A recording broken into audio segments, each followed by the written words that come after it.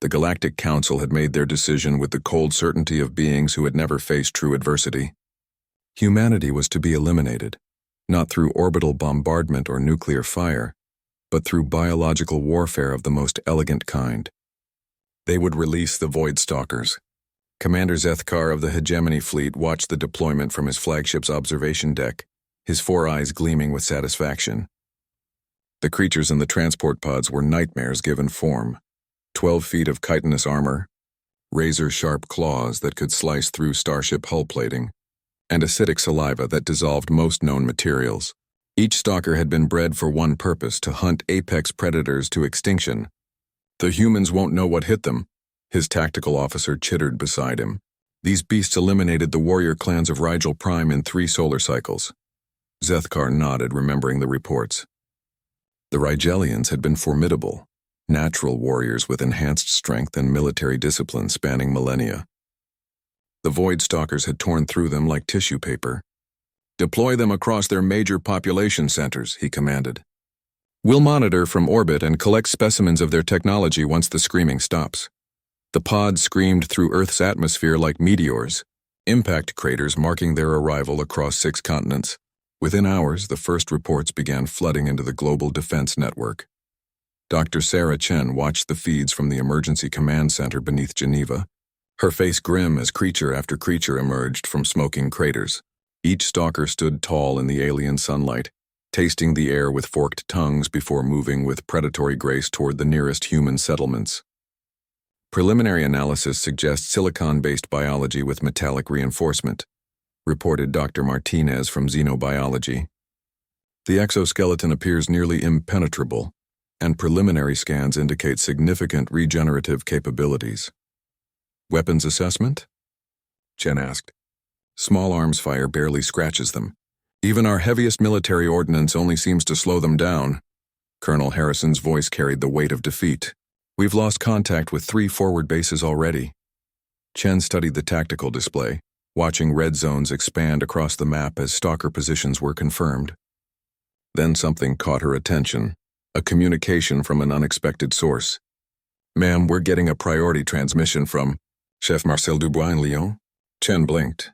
"The celebrity chef? Why is he—" "You need to see this," the communications officer interrupted, putting the feed on the main screen. Marcel Dubois appeared, his white chef's hat somehow still pristine despite the chaos visible behind him. His eyes sparkled with an enthusiasm that seemed wildly inappropriate given the circumstances. "Mes amis, I've just had the most extraordinary encounter," he began in accented English.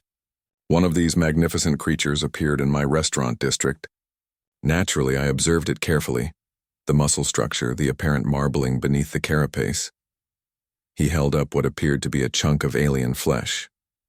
"I managed to acquire a sample when it had a minor disagreement with a tank battalion." Chen felt her mouth fall open. "The texture is remarkable, dense yet tender, with a flavor profile unlike anything in our current culinary repertoire. I've taken the liberty of preparing a small test dish." He gestured to a plate behind him. "And I must say, with the proper preparation, this could revolutionize haute cuisine." The transmission cut to Colonel Harrison's bewildered face. "Ma'am, we've got similar reports coming in from everywhere. Some kid in Tokyo just posted a video of him grilling what he calls kaiju kebabs. A barbecue pitmaster in Texas is claiming he can smoke a whole stalker in 18 hours, and there's a group in Mumbai that's apparently developing curry recipes." Chen stared at the screen, processing this impossible information.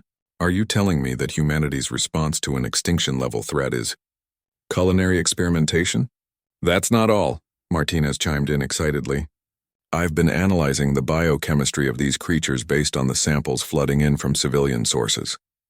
Their protein structure is incredibly nutritious for human consumption, high in essential amino acids we typically have trouble obtaining. It's almost like they were designed to be food."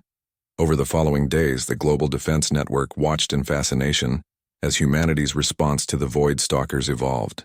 Military engagement shifted from desperate defense to coordinated hunting expeditions. Scientists worked alongside chefs to determine optimal preparation methods. Food trucks appeared at the edges of active zones, selling stalker steaks to increasingly enthusiastic crowds. The creatures, designed to be apex predators, found themselves facing something they had never encountered before, a species that didn't flee in terror, but instead approached with measuring tape, marinade, and an intense discussion about whether grilling or slow roasting would best highlight the natural flavors. Dr. Chen received her final report from the field 3 weeks after the initial deployment.